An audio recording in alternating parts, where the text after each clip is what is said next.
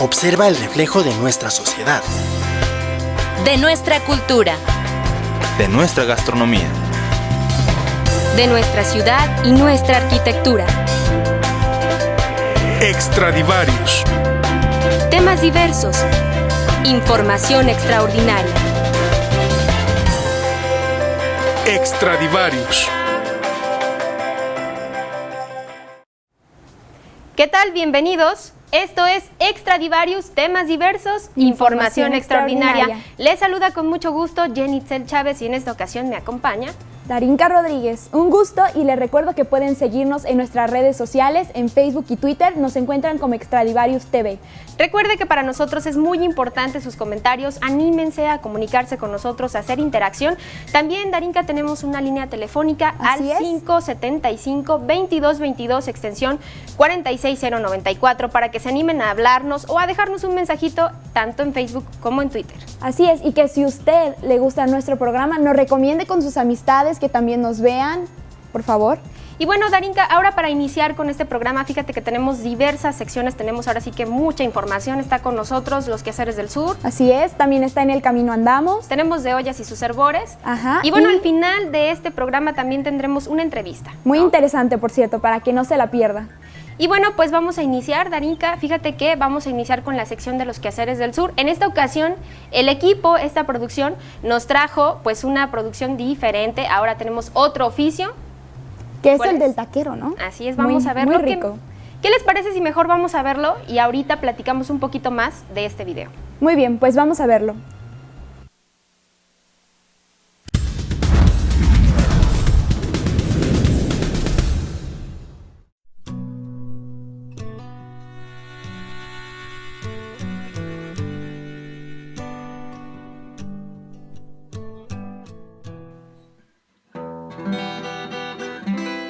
Mi nombre es José de Jesús Villaseñor.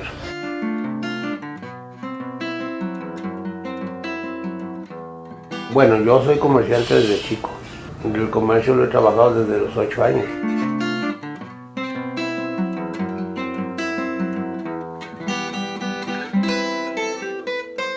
Cuando me casé aquí, duramos poco tiempo y nos fuimos a Guadalajara. Allá pues a buscarle porque yo no conocía Guadalajara.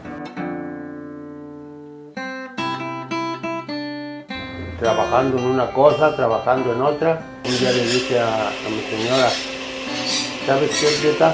Voy a hacer una Biblia. Y me dice, ¿pero cómo lo vas a hacer? No sé, voy a sacarlo. Y me puse a vender Biblia. Empecé a trabajar. De ahí tenía yo toda la tarde libre.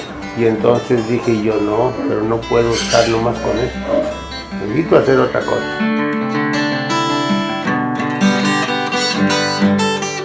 Me puse a vender en la noche, a vender taquitos en la noche. Los camarones, que no faltan. Entonces me puse a hacer de adobada y de asada y a vender quesadillas. Y a la gente le gustó, nada más que allí duramos como unos 4 o 5 años. Entonces le digo a mi señora, ¿sabes qué? Vámonos a Guzmán.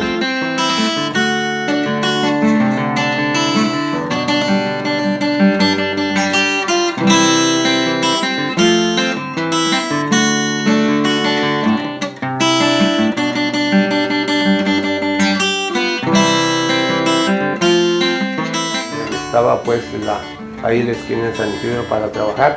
Y yo les decía, me gusta ahí para trabajar, me gusta para que se ponga bien. Me decían, pero está re solo, no importa, se va a poner bien.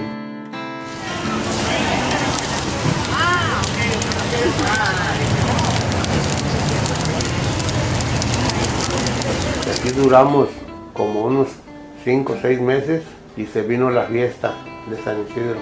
Y la gente lo probó y les gustó y me dijeron, oiga, usted trabaja en todas las fiestas. Les digo, no, yo aquí es mi campo y aquí me quedo, yo aquí los espero.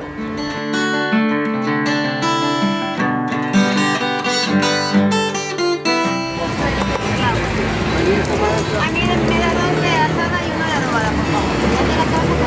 desde entonces se empezó a mover el puesto bien, ya se empezó a levantar y hasta la fecha. Ya tenemos como 21 años. En el puesto me ayuda mi señora y mis hijos. Ellos saben hacer todo.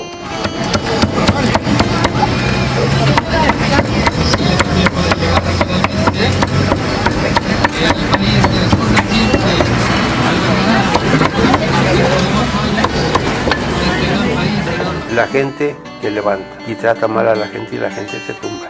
Tienes que saber tratar a la gente, porque la gente es la que te da para que comas.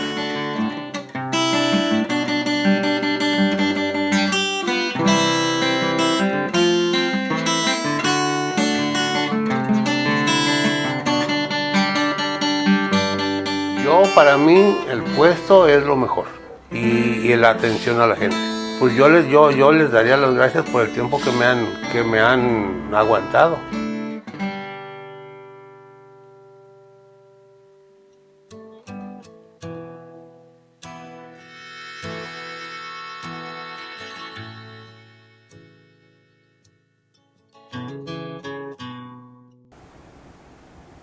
Bueno, y pues, ¿qué le pareció la historia de Don Chuy, este taquero? Que si nos vamos a la tortilla, pues se remonta a algo prehispánico, ¿no? O sea, a la historia de nuestros antepasados. Pues de ahí surge el nixtamal y de ahí derivan prácticamente toda la gastronomía mexicana, depende de la tortilla. Fíjate que en realidad la tortilla es el derivado del maíz, que básicamente es prácticamente es la base de nuestra alimentación. Así sí. es. Y bueno, pues este señor ya es muy reconocido aquí en Ciudad Guzmán. Seguramente usted que nos está viendo ha tenido la oportunidad de visitar ya a Don Chuy, o si usted nos ve de otro lugar, desde otros municipios, pues dése una vueltita ahí con Don Chuy, que hace unos tacos pues buenísimos. Y mira, Darinka, siguiendo con esta temática de alimentos, con este asunto de la alimentación y de la gastronomía, ahora vamos a pasar a otra sección. Muy bien. Bueno, antes de eso mencionarles un dato muy interesante, que de hecho la palabra taco se deriva del náhuatl tlaco, que significa exactamente mitad, por esa misma razón de que al taco se le pone en medio el guiso, la comida que lleva y se dobla, por eso, de ahí viene la palabra. Mira qué interesante. Otra cuestión es que no sé si usted se ha fijado, pero por ejemplo los tacos aquí en México se comen de una manera muy peculiar y muy particular. De pronto hay quien tiene este estilo como de levantar el dedo. El meñique, ¿no? Entonces eso es muy interesante. Y bueno, pues ahora sí vamos a pasar a otra sección, pero antes nos vamos a ir a un corte comercial, pero usted no se mueva. Regresamos con una sección también muy interesante y bastante deliciosa. No se despegue, regresamos en un momento.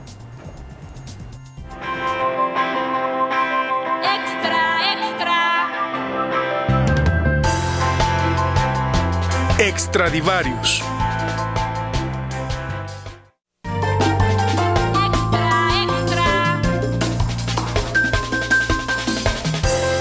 Extradivarius.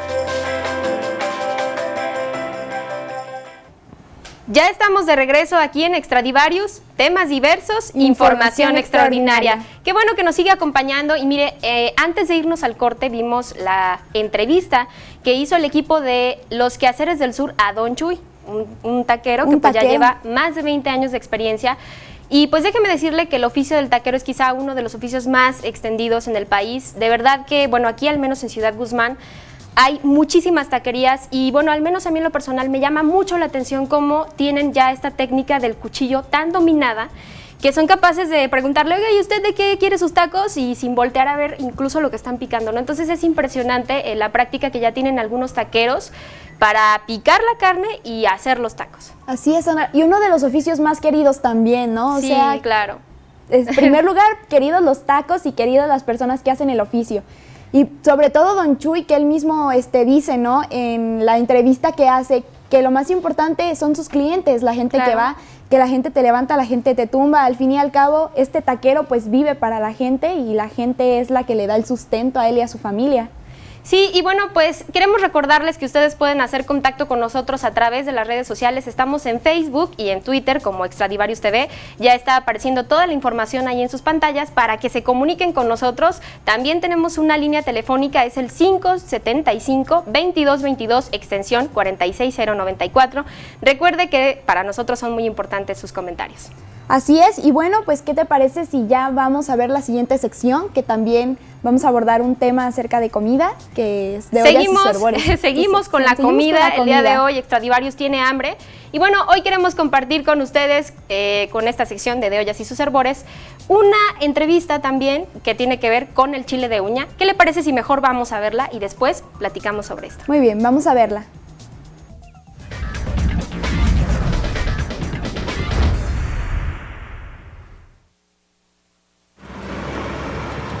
Hoy, el día no decide entre ser nublado o soleado. Mientras tanto, camino por la calle Manuel M. Diegues, que se encuentra a un costado del Santuario de la Virgen de Guadalupe. A pesar de los cambios de luz, el calor hace acto de presencia y una muy buena idea es ir por unas deliciosas tostadas de chile de uña.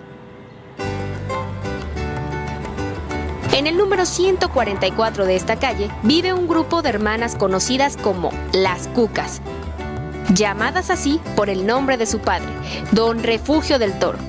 Ellas preparan un chile de uña muy peculiar. ¿Exploramos juntos?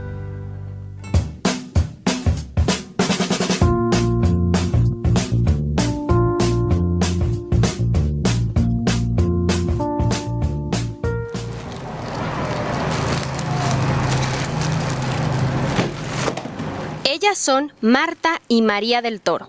Durante años se han dedicado a ofrecer este alimento que tiene todo el calor del hogar y una esencia muy casera por su origen tan local.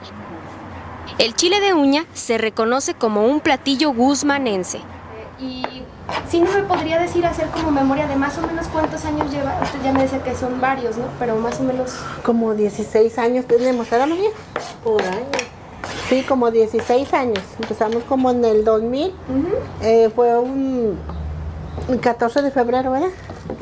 Empezó a vender mi hermana raspados allá afuera en la mesita. De ahí nos pasamos a la cochera porque nos quitó reglamentos. Okay. Y nos pasamos aquí a la cochera de aquí de la casa. Ajá.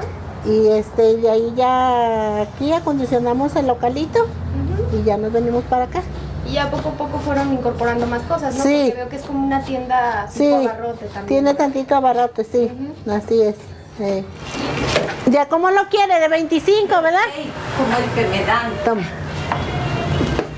¿Y ese es entonces el vasito de 25? Es el 25. ¿Y hay otros precios o es el mismo? No, hay otros precios. Hay un vasito de 20, más chico, luego ese, y luego litro, 50 pesos si se lo quieren llevar en la bolsita. Ajá. Y 53 en el bote.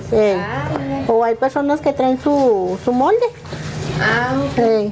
¿Cuánto cuesta la tostada, por ejemplo? ¿O cómo sí, la tostada vale 4 pesos. Si ya la quieres con cuerito o combinada así, son 5 pesos. ¿Y cómo la combinan? ¿Con qué? Pues puede ser chile de uña, guacamole y chile de uña. Ajá. O chile de uña y cuerito. O puede ser las tres cosas. Ajá. Algunas personas le piden las tres cosas. Ajá. Y así. ¿Y eso incrementa el costo de la Sí, así ya vale 6 pesos. La historia de su origen es una de las características más peculiares que nos da respuesta al enigma de su nombre. La memoria y conocimiento de quienes nacimos aquí cuenta que a falta de cuchillo, las verduras se pellizcaban con la uña. Oye, ¿y ustedes sí son de aquí? ¿Sí nacieron aquí? Sí, somos de aquí, de Ciudad Guzmán. Mire. Y usted, oiga, fíjese que estuvimos preguntando a varias personas y muchas personas estaban diciendo, o bueno, a mí me platicaban, que le llamaban chile de uña porque lo pellizcaban, así como por ejemplo pellizcaban el jitomate con la uña. Sí, así dicen. ¿Y eso sí es cierto? ¿Usted qué ve? ¿Cómo ve? Pues no sé, así es la historia. Así sé, que los antepasados pues que así lo picaban con los dedos, por eso, con las uñas, y por eso se le llama chile de uña, no sé. En la ciudad es reconocido como un alimento principal que puede ser el platillo fuerte, el desayuno, comida, cena, acompañante, botana y lo que se les ocurra. Se come a todas horas y digamos que es como el color negro, combina con todo. Las cucas ya son identificadas por el sabor de su chile de uña, tanto que entre la preparación y la plática, algunas clientas llegaron al lugar esperando llevar su ración. Todavía no está, un ratito más. ¿Cómo cuánto?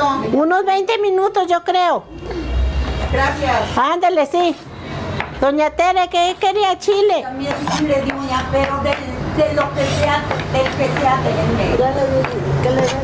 Háblale a Angelina que le dé. Angelina. No volver. Les quiero contar que la preparación varía. Algunas recetas llevan como ingredientes adicionales mejorana, naranja, limón, trozos de zanahoria e incluso hay quienes le incorporan algún tipo de refresco, jugo de tomate y hasta queso. Las cucas optan por lo natural y es quizá la versión más sencilla de un chile de uña. ¿Y qué le ponen al chile de uña como para, ¿cómo se llama? Como para condimentar o como para darle sabor? Sí, hay quienes le ponen un jugo de naranja, eso ya varía mucho, ¿no? Sí, nosotros no va natural, nada más la sal. ¿A poco? Sí, nada más la sal. Ah, ¿y qué tipo de sal utilizan? ¿De sal de grano? ¿Sal de grano? De ¿Tiene que grano. ser sal de grano? Sí, sal de grano. ¿Y por qué no, por ejemplo, la sal refinada? ¿Cuál No, es la diferencia? porque no sabe igual. Ah, tiene Bueno, otro para sabor. nosotros no sabe igual. Ajá. Sí.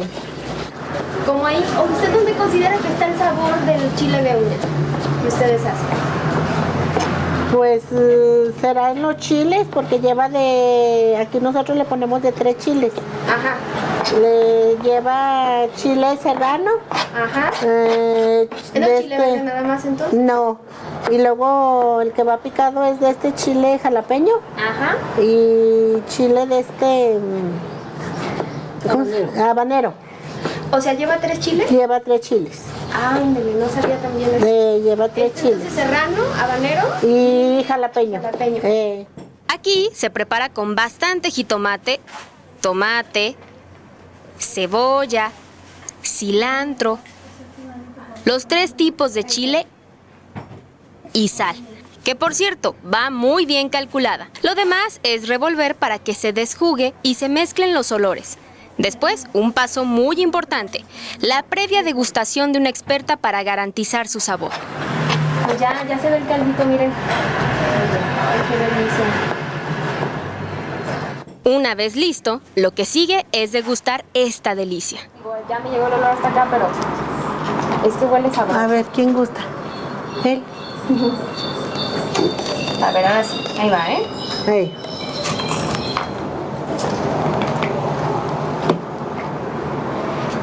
Oigan, qué bueno está, ¿eh?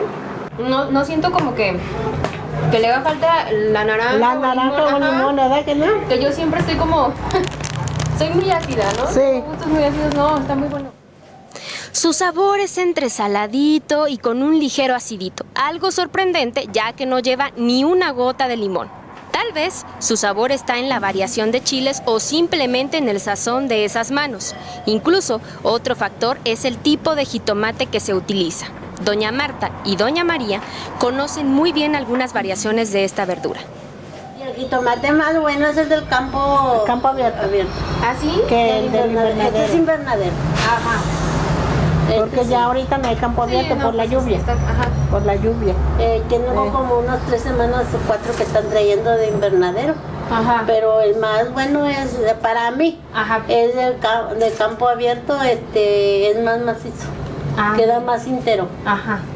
Y así, con esta discusión entre los tipos de alimentos y la plática de los diferentes sabores que forman parte de nuestra identidad cultural, me despedí y agradecí a las cucas por compartirnos no solo su sabor, sino por cobijarnos en un ambiente de cariño familiar y amor por la cocina.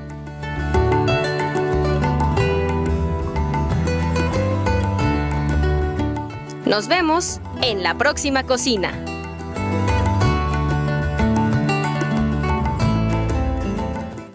Bueno, ya estamos de regreso con esto que fue de ollas y sus hervores y que en especial a mí me pareció muy interesante porque yo pues no soy originaria del sur de Jalisco, llegué hace poco tiempo aquí y yo no conocía el chile de uña hasta que llegué aquí al sur de Jalisco. Sí, bueno, seguramente antes de irnos a ver este video y cuando yo mencioné chile de uña, tal vez muchas personas pues no conocieron o no identificaron de qué estábamos hablando. Pero bueno, el chile de uña, les platico, aquí en Ciudad Guzmán, pues es esta salsa que se hace con este tipo de verduras que lleva pues tomate, jitomate, cebolla, cilantro. En algunas ocasiones lleva alguna condimentación pues un poco diferente, ya varía, pero en otros lugares se conoce más bien como salsa mexicana, ¿no? A lo mejor en otras entidades, por ejemplo, me he dado cuenta que se llama pico de gallo. Pero bueno, son variaciones y el nombre chile de Oña en verdad se lo atribuimos a esta ciudad, aquí en Ciudad Guzmán es donde pues normalmente se le llama chile de Oña y creo que es el único lugar en el que se le llama así. Sí, exactamente, y que de hecho sí varía la salsa mexicana porque solamente lleva jitomate, cebolla y cilantro, pero o sea, no lleva esta condimentación que hasta le ponen vino tinto, creo, jugo de naranja, a veces al chile de uña, entonces pues sí, es diferente. Es muy diferente y bueno, como tú lo mencionas, hay por ejemplo lugares en las que la salsa mexicana no lleva tomate, ¿no? Entonces ya con esa variación pues ya no sería el chile de uña que se prepara aquí en Guzmán, ¿no? Y bueno, pues en realidad estos temas son de verdad muy interesantes y bueno, le agradecemos muchísimo a las Cucas por habernos abierto las puertas a la sección de ollas y sus herbores y que bueno, pues nos hayan hablado y nos hayan compartido su experiencia de hacer pues este tipo de botana, plato fuerte y demás cosas que se pueden hacer con el chile de uña. ¿Y qué sigue, Darinka? Pues bueno, ahorita nos vamos a un corte, Sandra, pero regresamos con otra de nuestras secciones aquí en Extradivarios. No se despegue, enseguida volvemos. Regresamos.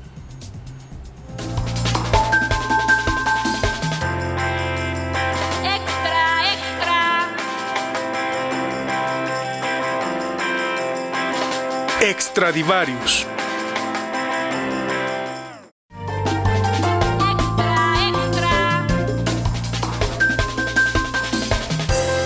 Extradivarios. Ya estamos de regreso aquí en Extradivarios, temas diversos, información extraordinaria, que bueno, que sigue acompañándonos. Y bueno, Darinka, fíjate que en los primeros bloques del programa nos pusimos como muy de antojo. Ya vimos la sección de los quehaceres del sur, ya vimos la producción que hizo de ollas y sus herbores, y ahora nos vamos a ir un poco a otro tipo de producciones que tienen que ver más con cuestiones culturales también de pues, nuestra ciudad. Y vamos a iniciar con pues una sección que tiene que ver con arquitectura, esta sección que se llama Entre Muros, y que bueno, en esta ocasión nos van a hablar sobre el Molino Viejo o las ruinas del Molino Viejo que hay en el Parque Ecológico Las Peñas. ¿Has tenido la oportunidad de visitarlo? Claro que sí, muy bonito el parque y qué bueno que Entre Muros se dé la oportunidad de presentar en esta sección algo que está en este parque ecológico, ¿no? Porque uno podría pensar que la arquitectura se resume a interiores y no, también en los parques puede haber arquitectura. Sí, fíjate, Darinka, y bueno, en esta ocasión el equipo de esta sección hizo un video un poco más experimental, así es de que, pues, ¿qué te parece que mejor vamos a verlo y ahorita platicamos sobre eso? Me parece bien, vamos a verlo.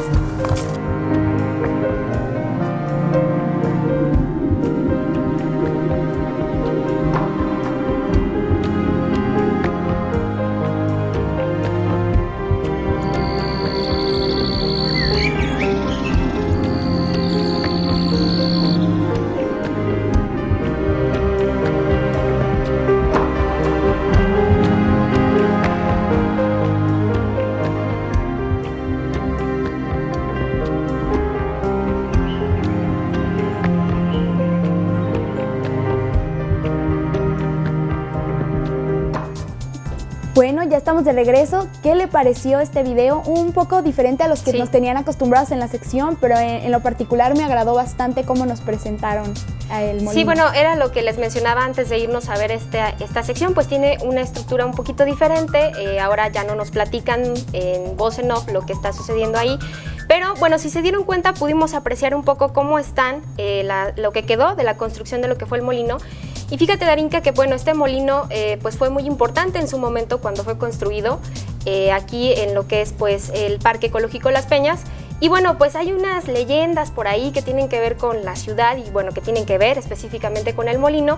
Se cuenta que bueno, este molino fue construido por un español que se llamaba Don Vicente Manzano, o al menos así se hace la referencia, en un terreno que no era de él, pero que bueno, pues él construyó su molino y funcionaba de una manera muy interesante porque había un molino más grande y otro más pequeño. Entonces el más grande molía solo 2 veces al año y el más pequeño era el que molía constantemente para abastecer de harina de trigo a toda la región, ¿no? Entonces pues es muy interesante cómo este molino todavía pues nos cuenta un poco a través de lo que queda la historia de lo que sucedió. Sí, y que finalmente también da cuenta de una necesidad de la dieta de los españoles. Recordemos que estaba basada principalmente en el trigo, entonces al venir acá, pues la construcción de un molino era indispensable para seguir con el estilo de vida que ellos tenían. Sí, y bueno, pues ahí está estas ruinas del molino que están aquí en el Parque Ecológico de Las Peñas de Ciudad Guzmán. Si usted quiere venir a visitarlo, pues vaya, vale la pena. En realidad pues son construcciones muy interesantes, y también si usted va a ir y también es de otro lugar o es de fuera, tenga la precaución de cuidar estas áreas, porque también es importante para nosotros cuidar estos espacios que nos quedan todavía, que tienen pues un poco todavía de naturaleza, ¿no? Entonces es muy importante que si vamos a ir, pues hay que cuidar. Así es, Sandra. Y bueno, ¿qué te parece si continuamos con el programa y nos vamos a ver la sección de En el Camino Andamos, que en esta ocasión nos preparó un video acerca de música? ¿Y nos vamos directo con él? Vamos a verlo.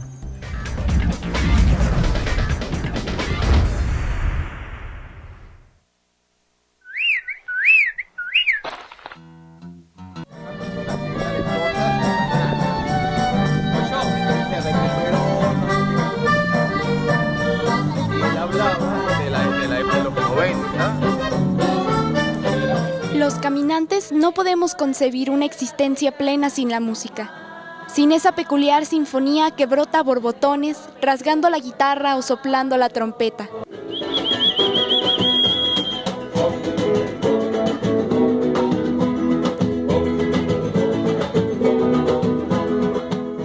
Inundándonos de largo aliento que proviene del fondo del alma. Nuestros espíritus enfermarían si llegara a ausentarse de la faz de la tierra todo sonido melódico.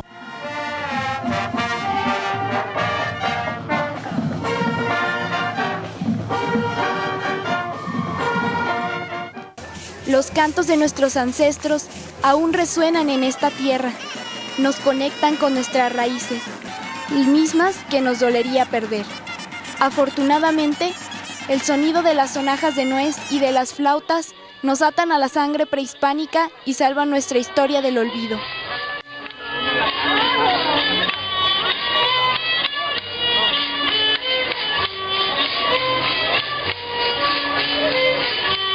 Unir a los pobladores de la Canica Azul, que hacen a un lado la diferencia y corean una melodía que narra lo popular, es escuchar lo que está enclavado en el corazón y solo puede salir a manera de bel canto.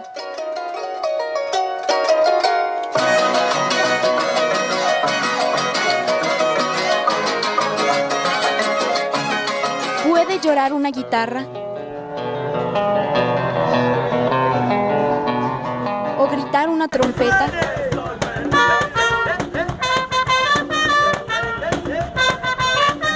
¿Un violín siente nostalgia? ¿O vibra de rabia un tambor?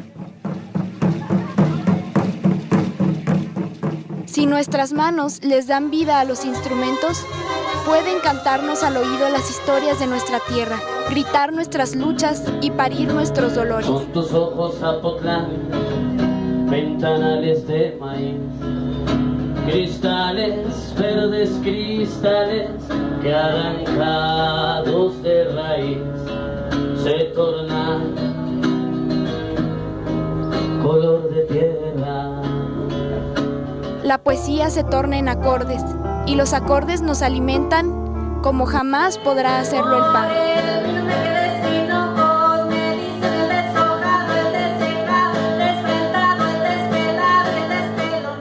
Tomar la calle, el campo, cualquier lugar se vuelve escenario en el que el músico puede exteriorizar los padecimientos humanos de los que es imposible escapar.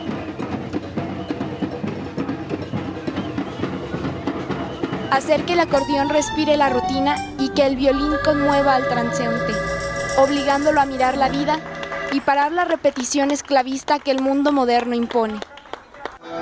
No hay ninguna nena, no hay ninguna nena para bailar rock and roll. No hay ninguna nena, no hay ninguna nena para hacer amor. Música. Nunca dejes de protestar contra aquello que amenaza con matar nuestra identidad. No permitas al alma morir en el asfalto y manténla bailando al son que le toque.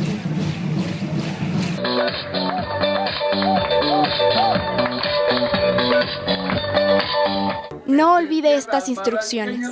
Si le resulta difícil la despedida, no mire hacia atrás, suele bastar con eso.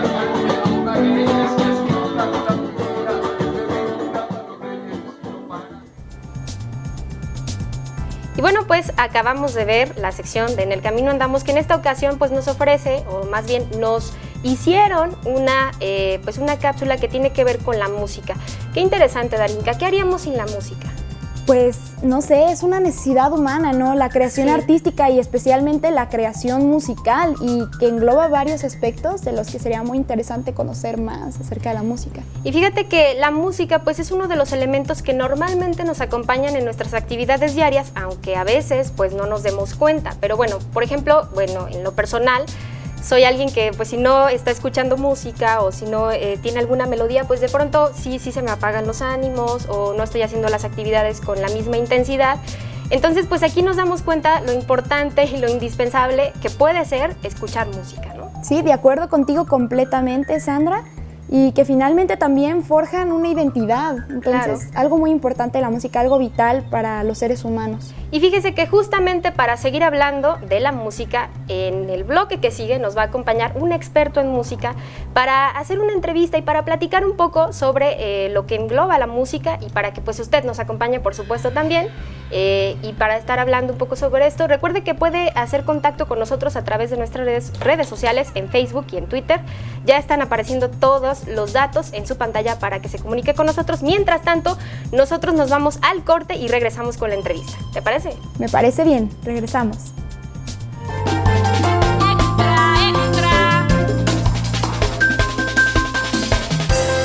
Extradivarius.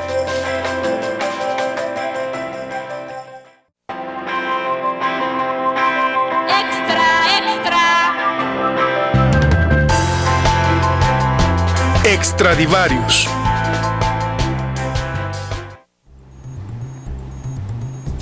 Ya estamos de regreso aquí en Extradivarius, temas diversos, información extraordinaria.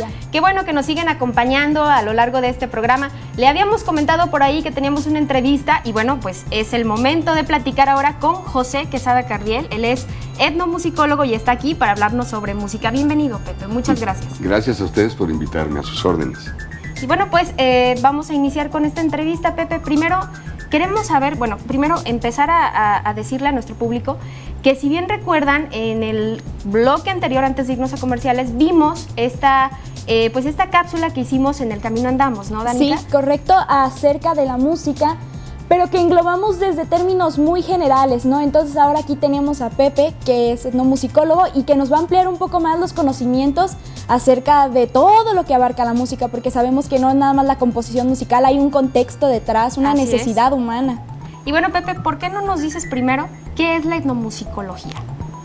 Bueno, la etnomusicología es una rama especializada de la antropología que trata específicamente el fenómeno de la música, tal cual. Es una rama especializada de la antropología cuyo tratamiento o cuyo objeto de estudio es la música, desde la perspectiva antropológica.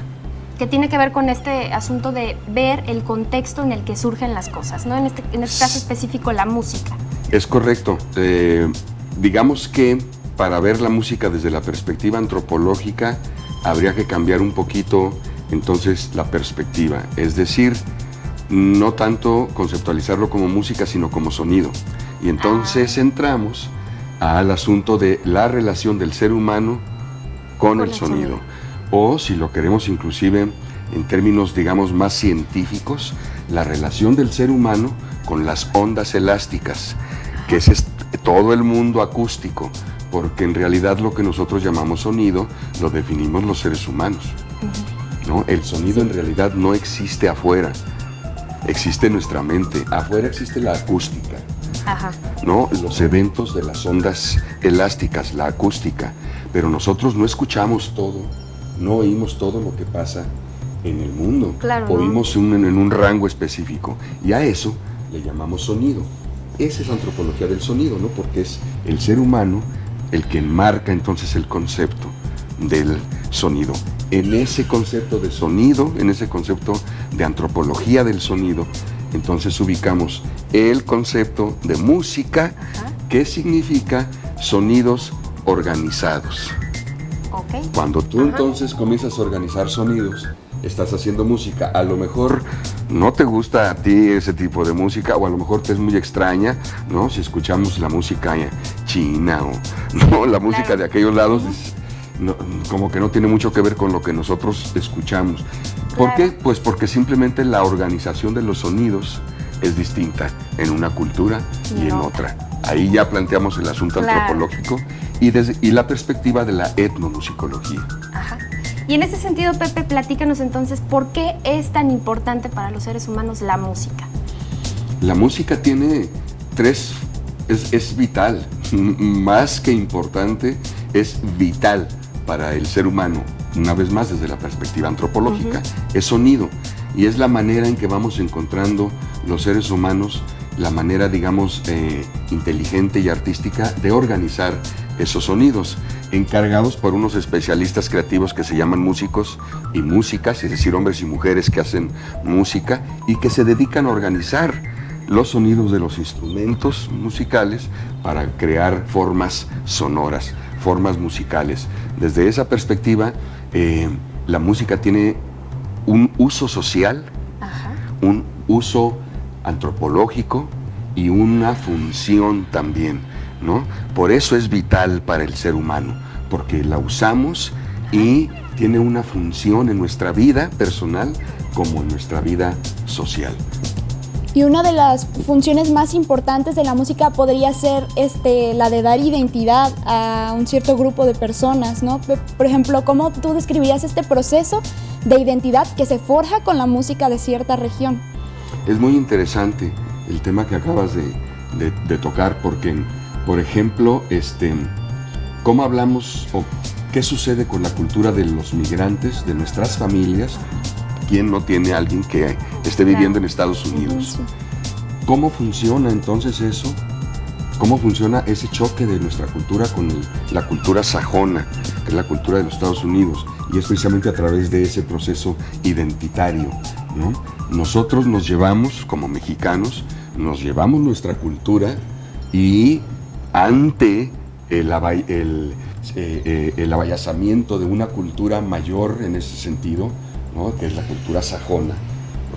Nosotros en ese contexto seríamos una minoría en los 70 millones de personas que son del territorio de Estados Unidos, pues los igual 20 y tantos o 30 millones de Los Ángeles, que es la segunda ciudad más poblada de mexicanos en el mundo. De todos modos, en el contexto de los 70 millones somos un pequeño grupo, pero tenemos una identidad, una identidad cultural, y la forma en que representamos esa identidad cultural en ese contexto, por ejemplo, es nuestra música, eso que llamamos nuestra música y que la representamos con el mariachi. Que ojo, el mariachi tampoco es el único representante de nuestra identidad.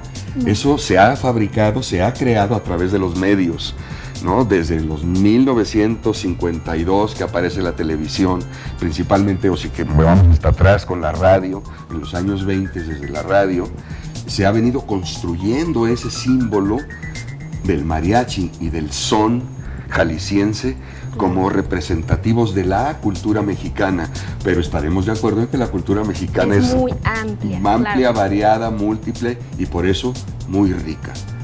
Mira, Pepe, hay algo muy interesante que mencionaste hace ratito, que decías que la música tiene una función social.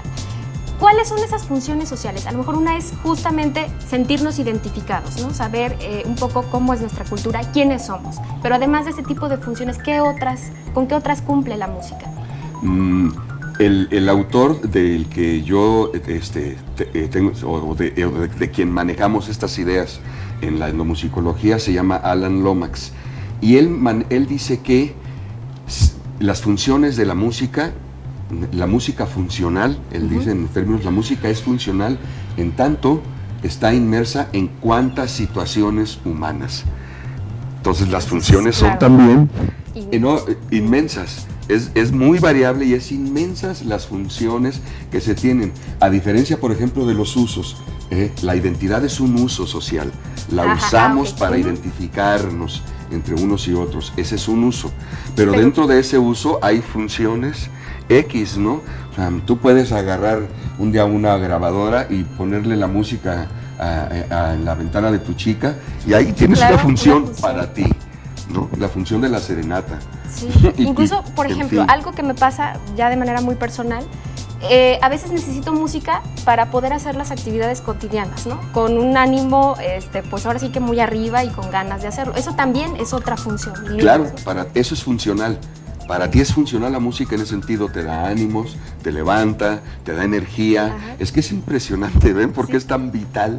Y así como también eso puede suceder, también ahí ya nos estaríamos metiendo un poco en las reacciones que tiene la música en nosotros, ¿no? En la psicología. Claro, porque por ejemplo, de pronto la música o ciertos tipos de música se asocian con la fiesta, andar alegres y todo esto, ¿no? Pero también está esta música que luego escuchamos de piano o este tipo de instrumentos que a mí en lo personal me provoca la tristeza, me baja la pila bueno, es de verdad impresionante lo que puede provocar la música. Y estás hablando efectivamente de los usos, ¿ves? De cómo se usan. Sí, tenemos una pieza, por ejemplo, que se llama Las Golondrinas, ¿no? Claro. Y que a todos nos provoca eso que estás describiendo, entonces ahí tenemos un uso social de esa pieza que puede funcionar en una serenata, que puede funcionar en una despedida de X, que puede funcionar en un velorio.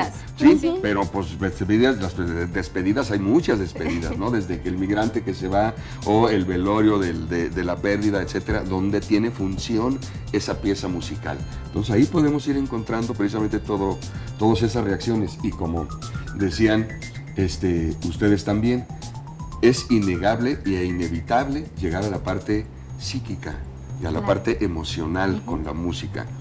Ahí hay un nivel que es inevitable tocarlo siempre. Sí, y bueno, hay un asunto, hace ratito mencionabas también el mariachi. Por ejemplo, si nos vamos a una cuestión a lo mejor un poco más local, hablábamos hace ratito que mucho se dice que el mariachi es de Cocula o el mariachi es de Tecalitlán y por ahí se lo andan peleando. Eso tiene mucho que decir también de nuestro contexto del que estamos hablando aquí en la región, ¿no?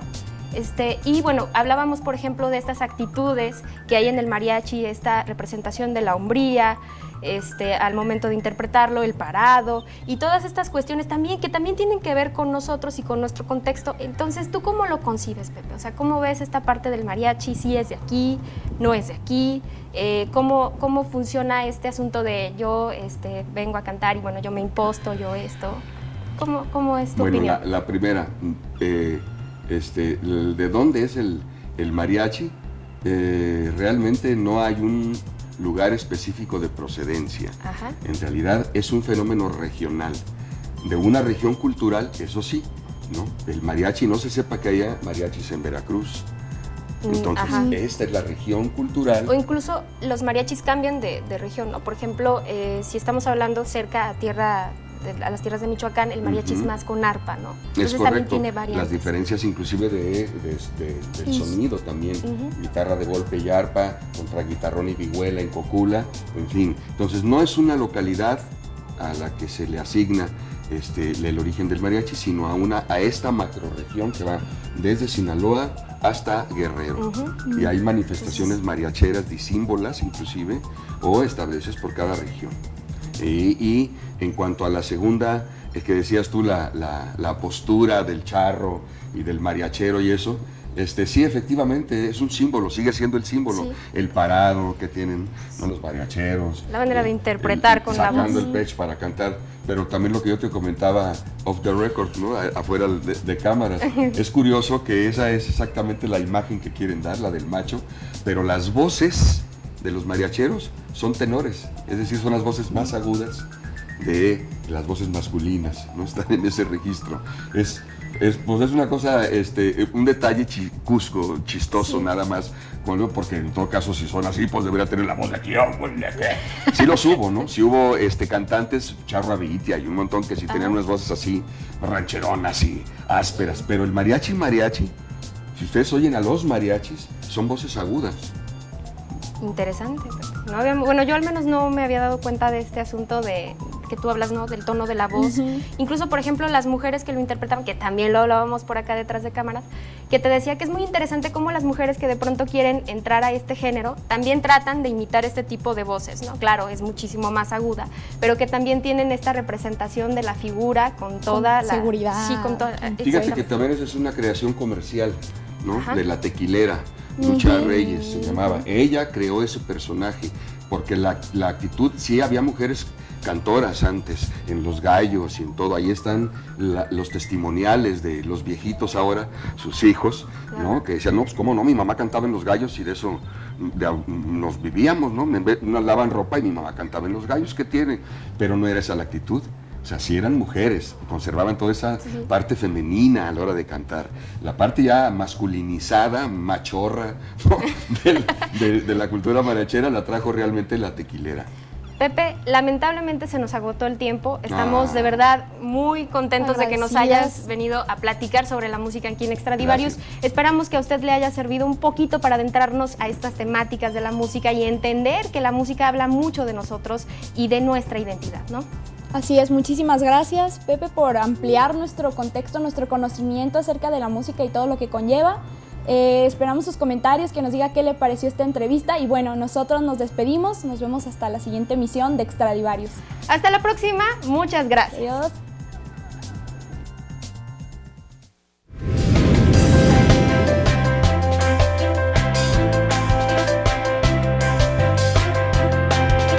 Extradivarius. Temas diversos. Información extraordinaria.